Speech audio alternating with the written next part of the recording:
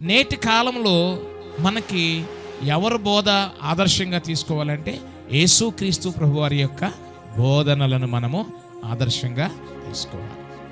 ఈరోజు సంఘము, కుటుంబాలు వర్ధిల్లాలి అంటే దేవునిని ఆశ్రయించాలి. దేవునిని ఆశ్రయించాలి. నేను కూడా ఏమనుకుంటానంటే నా సంఘము దేవునిని ఆశ్రయించే వారిగా ఉండాలి. నా కుటుంబము దేవునిని ఆశ్రయించే వారిగా ఉండాలి. హల్లెలూయా, హల్లెలూయా. చూడండి, అతడు యెహోవాను ఆశ్రయించినంత కాలము దేవుడు అతనిని వర్ధిల్ల చేసెను. వర్ధిల్లడము చూడండి, కొనసాగేటువంటి జీవితం. దీనిలో ముఖ్యమైన పదం ఏంటంటే ఆశ్రయించినంత కాలము. అంటే ఆశీర్వాదాలు, దీవెనలు, నెమ్మది, విజయవంతమైన జీవితం కావాలి అంటే మనం నేర్చుకోవాల్సింది ఏంటంటే దేవునిని ఆశ్రయించాలి. హల్లెలూయా చెప్పండి, దేవునిని ఆశ్రయించాలి. నేను ఈరోజు అనుకున్నాను, సంఘము దేవునిని ఆశ్రయించే వారిగా ఉండాలని కోరుకుంటున్నాను. మీరందరూ అనుకుంటారు ఎవరికి వాళ్ళు నేను దేవునిని ఆశ్రయిస్తున్నాను అని అనుకుంటారు. హల్లెలూయా. దేవునిని ఆశ్రయించటం అంటే ఎలాగుంటుందంటే దేవుని సన్నిధి కోసము ఎదురు చూడాలి. సేవకుడు 6:30 గంటలకు వస్తే సంఘము 8:30 గంటలకు వచ్చి నేను దేవునిని ఆశ్రయిస్తున్నాను అనుకుంటే పొరపాటు పడుతున్నారు. సేవకుడు 6:30కి ప్రార్థన ప్రారంభిస్తే 7:30కు వచ్చి నేను దేవునిని ఆశ్రయిస్తున్నాను అని అనుకుంటే భ్రమలో బ్రతుకుతున్నారు. హల్లెలూయా చెప్పండి, హల్లెలూయా. దేవునిని ఆశ్రయించాలి అంటే యోహాను సువార్త 15వ అధ్యాయం 5వ వచనంలో నేను ద్రాక్షావళిని, మీరు తీగెలు. మీరు ఎవడు నా యందు నిలిచిండునో, నేను ఎవని యందు నిలిచిండునో వాడు బహుగా నాకు వేరుగా ఉండి మీరేమీ చేయలేరు. మన హృదయము దేవునిని ఆశ్రయించాలి. దేవునికి స్తోత్రం చెప్దామా? హల్లెలూయా. ఆశ్రయిస్తే మనం వర్ధిల్లుతాం. నువ్వు ఆశ్రయించినంత కాలము నీ కుటుంబం వర్ధిల్లుతుంది. నీ చేతి పనుల విషయంలో, నీ జీవితంలో నువ్వు వర్ధిల్లుతూనే ఉంటావు. దేవునికి స్తోత్రం చెప్దామా? హల్లెలూయా. పరిశుద్ధ గ్రంథంలో మొదటి దినవృత్తాంతముల గ్రంథము 16వ అధ్యాయము 11వ వచనం చదవండి. యెహోవాను ఆశ్రయించుడి, ఆయన బలమును ఆశ్రయించుడి, ఆయన సన్నిధిని నిత్యము వెదకుడి. మన జీవితంలో ప్రైమరీ టాస్క్, ప్రైమరీ థాట్, హల్లెలూయా, ప్రాథమికమైనటువంటి ఆలోచన, టాస్క్ ఏంటంటే మనము దేవునిని ఆశ్రయించాలి. నేను ఈరోజు చాలా స్పష్టంగా నేను నా మనసులో ఒక డిసిషన్కి వచ్చాను. ఎవరైతే దేవునిని ఆశ్రయిస్తారో, ఎవరైతే దైవికమైన స్పర్శ కలిగి ఉన్నారో వాళ్ళు ఖచ్చితంగా దేవుని సన్నిధిలో దేవునిని మహిమపరచడానికి, ఆరాధించడానికి, స్తుతించడానికి కూడి ఉంటారు. 2 చేతులైతే దేవునికి స్తోత్రం చెప్దాం. హల్లెలూయా. మనకి ఎన్ని పనులున్నా, ఎంత బిజీగా ఉన్నా కానీ దేవునిని స్తుతించడం, మనం చేసే ఆరాధనలలో, హల్లెలూయా, మనం చాలా విధాలైన ఆరాధన చేస్తాం. మొదటి ఆరాధనలో గడిచిన నెలంతా కూడా దేవుడు మనల్ని, మన కుటుంబాన్ని, సంఘాన్ని కాపాడినందుకు కృతజ్ఞత స్తుతి కూడికను మనం పెడతాం. దేవునికి స్తోత్రం కలుగును గాక.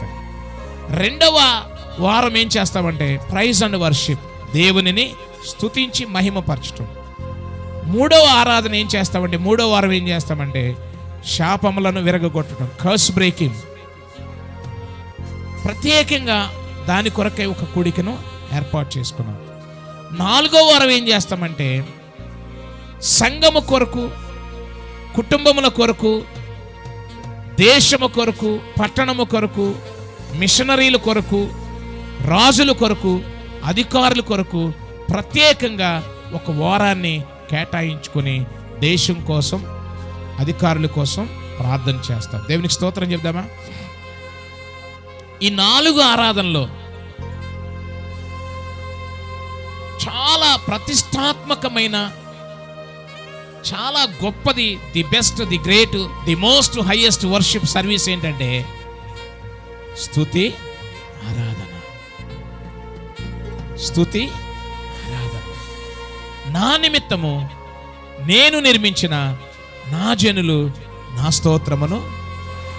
మనల్ని దేవుడు ఈ భూమి మీద శేషముగా ఉంచడానికి గల కారణం ఏంటంటే నువ్వు దేవుణ్ణి కనపరచావు. యెహోవాను ఆశ్రయించుడి, ఆయన బలమును ఆశ్రయించుడి, ఆయన సన్నిధిని నిత్యము ఆశ్రయించుడి. దేవునికి స్తోత్రం చెప్దామా? హల్లెలూయా. ఎవరైతే దేవునిని ఆశ్రయిస్తారో వారికి ఏ మేలు కుతువై ఉండదు. కీర్తన గ్రంథం 34 అధ్యాయం 10వ వచనంలో సింహపు పిల్లలు లేమి గలవై ఆకలి గొనును గాని యెహోవాను ఆశ్రయించు వారికి ఏ మేలు కొదువై ఉండదు. 2 చేతులెత్తి మనసారా దేవుని స్తోత్రం చెప్దామా? హల్లెలూయా. ప్రియులారా, సంఘము యవ్వన బిడ్డలే కానీ, చిన్నవాళ్లే కానీ, పెద్దవాళ్లే కానీ, ఎవరైనా కానీ దేవునిని ఆశ్రయించడానికి ఒక వయసు అనేది ఉండదు. మనకి బైబిల్ ఏమని చెప్తుందంటే బాలుడు నడవవలసిన త్రోవను వానికి వాడు పెద్దవాడైన తర్వాత దాని నుండి, అంటే బాల్య దినాలలోనే దేవుని మీద ఆనుకోవడం, దేవునిని ఆశ్రయించడము పిల్లలకి మనము నేర్పించాలి. హల్లెలూయా. బాల్య దినముల యందే సృష్టికర్తను స్మరణకి యవన కాలములో కాడి మొయ్యాలి, యవన కాలములో దేవుని కొరకు నిలబడాలి. ఆమేన్ చెప్దామా? యవన కాలములో దేవునిని ఆశ్రయించాలి. చాలా మంది ఏమనుకుంటారంటే దేవునిని ఆశ్రయించుట, దేవునిని ఆరాధించుట, దేవునిని మహిమపరచుట, దేవుని పని చేయుట, దేవుని కొరకు నిలబడుట అనేది ప్రాముఖ్యంగా తీసుకోకుండా ప్రియులారా దేవుని సన్నిధిని ప్రక్కన పెట్టి వాళ్ళ సొంత ప్రయాస ద్వారా వర్ధిల్లాలనుకుంటారు, వాళ్ళ సొంత ప్రయాస ద్వారా అభివృద్ధి చెందాలనుకుంటారు, వాళ్ళ సొంత ప్రయాస ద్వారా నెమ్మది కలిగిన జీవితాన్ని జీవించాలనుకుంటారు. నా కుమారుడా, నా ఉపదేశమును మరువకము, నా ఆజ్ఞలను హృదయపూర్వకంగా గైకొనుము, అవి దీర్ఘాయువును సుఖజీవముతో గడుచు సంవత్సరములను శాంతిని నీకు అనుగ్రహించును. దేవునికి స్తోత్రం చెప్దామా? నువ్వు దేవునిని ఆశ్రయించినంత కాలము, దేవునిని ఆశ్రయించినంత కాలము నువ్వు వర్ధిల్లుతూనే ఉంటావు. హల్లెలూయా, హల్లెలూయా.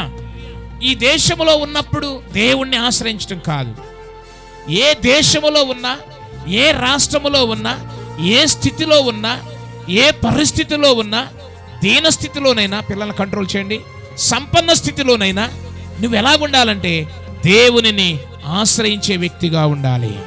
బిగ్గరగా స్తోత్రం చెప్తామా? నా మాట మీ హృదయాల్లో నాటుకోవాలని నేను ఆశపడుతున్నాను. నాకు వేరుగా ఉండి మీరేమీ చేయలేరు. ప్రియ దేవుని సంగమా, యవన బిడ్డలారా, చాలా మంది ఏమనుకుంటారంటే ఏదో సాధించాలి, ఏదో సంపాదించాలి, ఏదో పట్టుకోవాలి, ఏదో పరిగెత్తాలి, ఏదో అనుకుంటారు. కానీ నేను ఒకటి చెప్తున్నాను, దేవునిని ఆశ్రయించే వ్యక్తిగా మనం ఉండాలి. దేవునికి స్తోత్రం కలుగును గాక. హల్లెలూయా. యెహోవా ఇలాగు సెలవిచ్చుచున్నాడు, నరులను ఆశ్రయించి, చెప్పండి, నరులను ఆశ్రయించి శరీరులను తనకు ఆధారముగా చేసుకొనుచు తన హృదయమును యెహోవా మీద నుండి తొలగించుకునేవాడు శాపగ్రస్తుడు. వింటున్నారా? యెహోవా మీద నుండి హృదయం తొలగించుకున్న వాళ్ళు ఎవరంట? చెప్పండి, ఏమని చెప్తుంది? మాట్లాడాలి అందరూ. శాపగ్రస్తులు. నరులను ఆశ్రయించి శరీరాలను తమకు ఆధారంగా చేసుకుని, ఏదో సోర్స్ని ఆధారం చేసుకోకూడదు. నీ ఆధారం ఎవరు? నీ ఆశ్రయం ఎవరు? అందుకేందా పాడావు, నువ్వే లేకపోతే నథింగ్. లోకంలో ఎన్నో వెతికేమంట, అంతా శూన్యమేనంట. దేవునికి స్తోత్రం చెప్దామా? హల్లెలూయా. ఉజ్జియా జీవితంలో దేవుడు పక్షపాతి కాదండి. అది ఎవరైనా కానీ యెహోవాను ఆశ్రయించినంత కాలము వర్ధిల్లుతూనే ఉంటారు. హల్లెలూయా. ఇర్మియా గ్రంథం 17వ అధ్యాయము 7వ వచనం చదువుదాం. యెహోవాను నమ్ముకునేవాడు ధన్యుడు, యెహోవా వానికి ఆశ్రయముగా ఉండును. దేవునికి స్తోత్రం కలుగును గాక.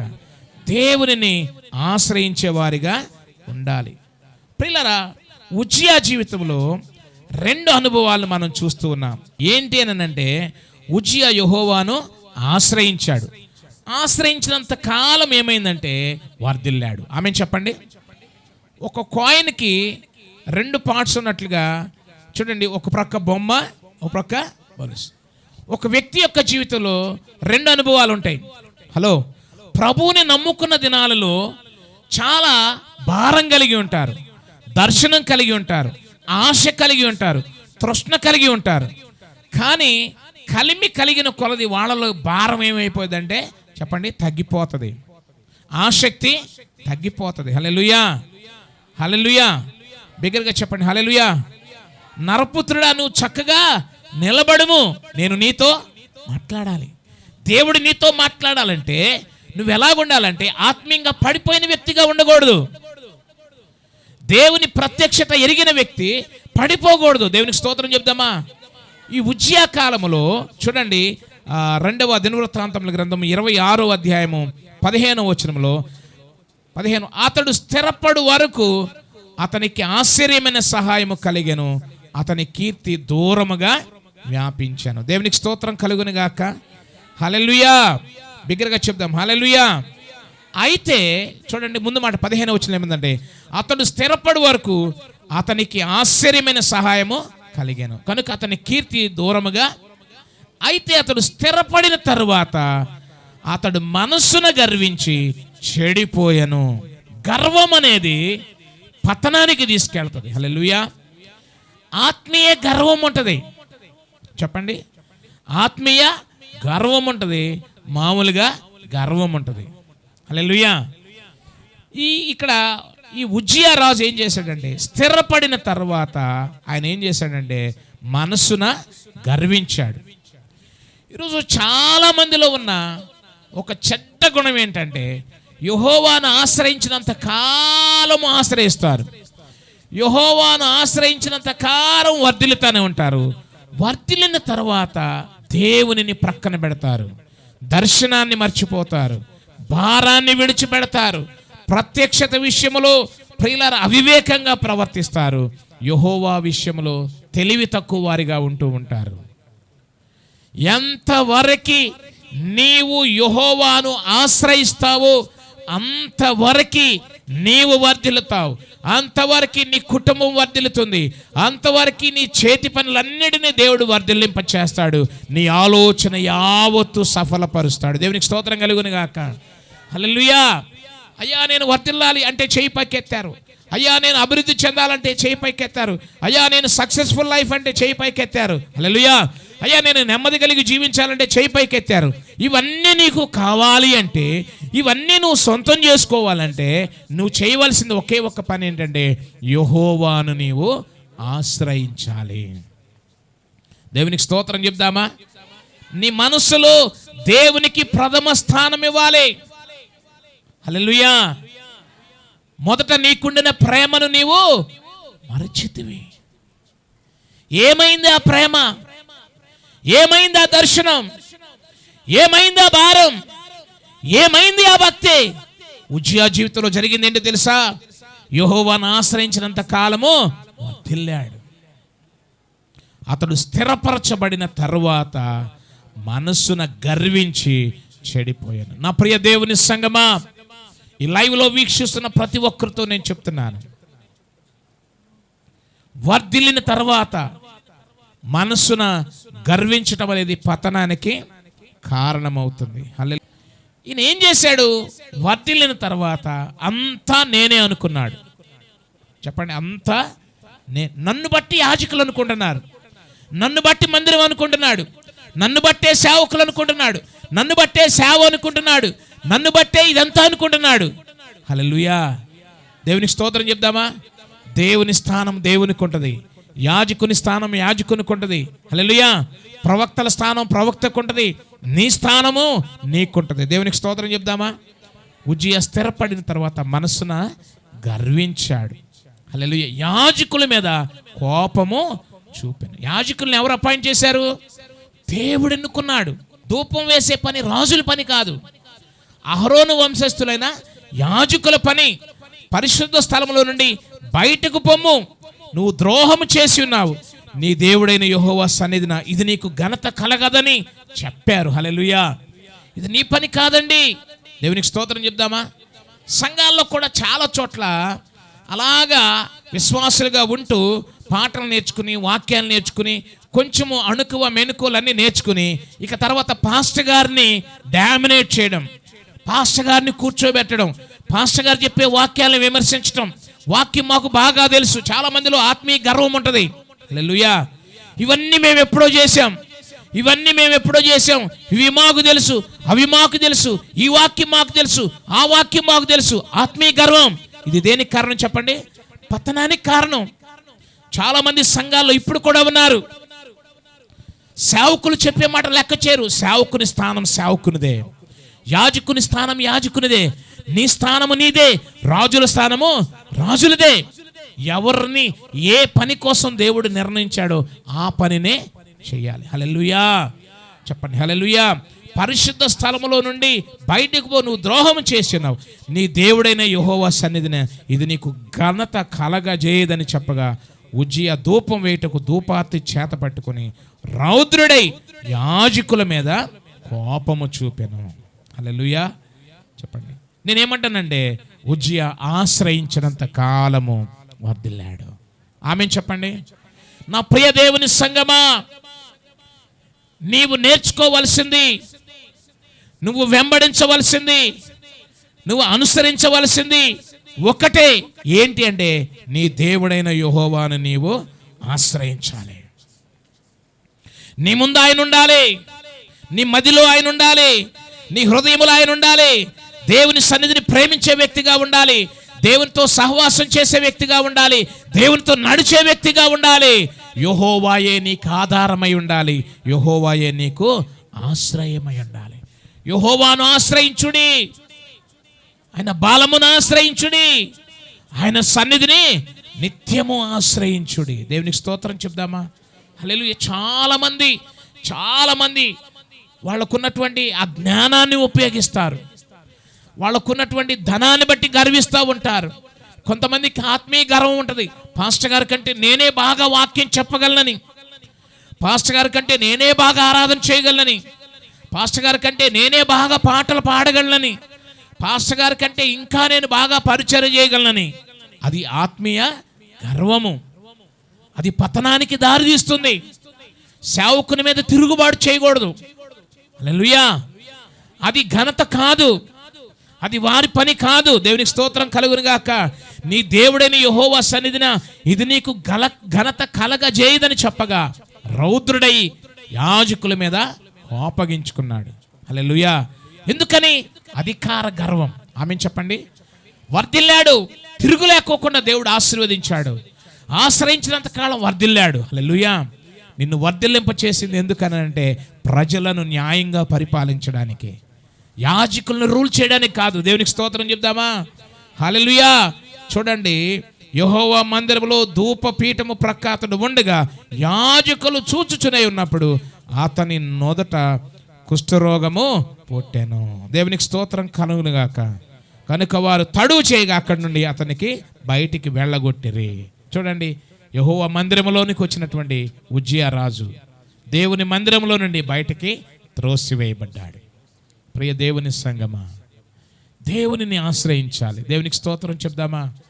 నేను నేర్చుకుంది అదే. నా జీవితంలో ఎన్నో ఆటుపోట్లు ఉన్నాయి, నా జీవితంలో ఎన్నో ఎదురు దెబ్బలు ఉన్నాయి, నా జీవితంలో ఎన్నో ప్రతికూల పరిస్థితులు ఉన్నాయి, నా జీవితంలో చాలా ఓటములు ఉన్నాయి, నా జీవితంలో నిందలు ఉన్నాయి, నా జీవితంలో అవమానాలు ఉన్నాయి, నా జీవితంలో అభివృద్ధి ఉంది, నా జీవితంలో ప్రతికూలత కూడా ఉంది. పరిస్థితులు ఎన్నో మారినాయి, కానీ దేవునిని ఆశ్రయించే విషయంలో నేను ఎక్కడ కూడా తగ్గలేదు. దేవునికి స్తోత్రం చెప్దామా? యెహోవాను ఆశ్రయించాలి మనం. ఉజ్జియా రాజు యెహోవాను ఆశ్రయించినంత కాలము అతడు వర్ధిల్లుచునే ఉండెను. దేవునికి స్తోత్రం కలుగును గాక. ఎప్పుడైతే మనసును గర్వించాడో, ఎప్పుడైతే యాజకుల మీద తిరుగుబాటు చేశాడో, ఉజ్జియాను దేవుడు వదిలేశాడు. చెప్పండి, ఉజ్జియాను దేవుడు ఒక గర్వం అనేది దేవుని సన్నిధిలో నుండి త్రోసివేయడానికి కారణమైంది. యాజకుల మీద తిరుగుబాటు చేశాడు, దేవుడు వదిలినప్పుడు కుష్టి రోగైపోయాడు. నుదుటన కుష్టి వచ్చింది. ప్రజలలో నుండి వెలివేయబడ్డాడు. హల్లెలూయా. ప్రియ దేవుని బిడ్డలారా, మీరు ఏ స్థితిలో ఉన్నారు? యువకులుగా ఉన్నారా? వృద్ధులుగా ఉన్నారా? వ్యాపారవేత్తలుగా ఉన్నారా? కుటుంబాన్ని నడిపేటువంటి గృహిణీలుగా ఉన్నారా? నువ్వు ఏ స్థితిలో ఉన్నా కానీ నువ్వు దేవుణ్ణి ఆశ్రయించాలి. ఆమె చెప్పండి హల్లెలూయా. నీ బిడ్డలు దేవుని ఆశ్రయించాలి. నీ బిడ్డలకు నేర్పించండి. నేను ఎప్పుడు చెప్తా ఉంటాను, సౌమ్య విషయంలో నేను ప్రార్థన చేసినప్పుడు దేవుడు కమిట్మెంట్ అడిగాడు. హల్లెలూయా. నేను ఎప్పుడు జ్ఞాపకం చేసుకుంటా ఉంటాను, నా బిడ్డలు ఆ నిబంధనలో నుండి తొలగిపోకూడదు. ఈ యాజకత్వం అనేది నా తర్వాత నిరంతర యాజకత్వం కొనసాగాలి. నా బిడ్డలు దేవుని సన్నిధిలో నాటబడిన వారిగా ఉండాలి. దేవుణ్ణి ఆశ్రయించే వారిగా ఉండాలి. దేవునికి స్తోత్రం చెప్దామా? హల్లెలూయా. విజయవంతమైన జీవితానికి, ఆశీర్వాదకరమైన జీవితాలకి మూలాధారం ఏంటంటే యెహోవాను ఆశ్రయించటమే. చెప్పండి, యెహోవాను ఆశ్రయించటమే. ఎన్ని టాస్కులు ఉన్నా, ఎంత బిజీగా ఉన్నా, ఎంత పొజిషన్లో ఉన్నా, ఎంత ఉన్నతమైన స్థితికి వెళ్ళినా, ఎంతగా స్థిరపడినా, ఎంతగా దేవుడు నిన్ను ఆశీర్వదించినా కానీ ఆశీర్వాదము ద్వారా నువ్వు యెహోవాను ఆశ్రయించే వ్యక్తిగానే ఉండాలి. కానీ యెహోవా విషయంలో నువ్వు అభ్యంతరపడే వ్యక్తిగా ఉండకూడదు. హల్లెలూయా. చెప్పండి హల్లెలూయా. ఆశ్రయించు. నువ్వు ఆశ్రయించితే నువ్వు వర్ధిల్లడానికి మూల కారణము అవుతుంది. దేవునికి స్తోత్రం చెప్దామా? చూడండి, ఆశ్రయించినంత కాలము వర్ధిల్లే జీవితము. ప్రక్కనలతో చెప్పండి, యెహోవాను ఆశ్రయించినంత కాలము మీరు వర్ధిల్లుతూనే ఉంటారు. చెప్పండి ప్రక్కనలతో.